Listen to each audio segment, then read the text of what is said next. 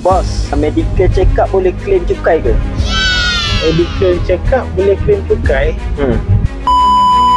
Even kalau kau jual tisu pun kan, kau jual tisu, kau ambil, kau tarik orang buta kan, kau jual tisu, kau kena declare cukai. Baik. Kadang-kadang kita tak perasan kan. Ingat, ini sumbangan sedekah. Kita dah bisnes juga lah, kau dah buat benda kau yang kau kena declare. Tak declare, memang legend lah kan. Target kau. Assalamualaikum warahmatullahi wabarakatuh pada semua.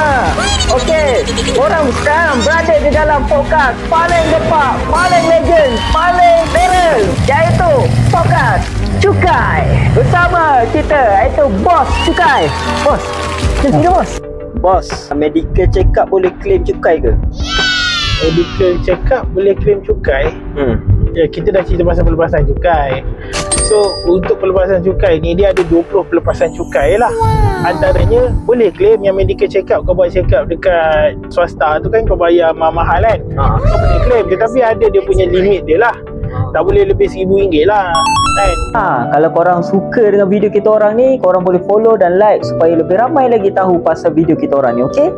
Kau nak check up, dan bil tu kena letak nama kau. Faham tak? Kau jangan, contoh kau check up untuk anak kau, tapi bil tu letak nama kau. Sebagai contoh lah, sebab kau yang bayar. Betul tak? Kalau letak nama bini?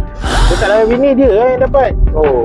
Cukai dia lah. Dia dapat lah. Kena deal lah dengan orang klinik tu. Kalau dia tak boleh buat, memang tak boleh tolak cukai lah.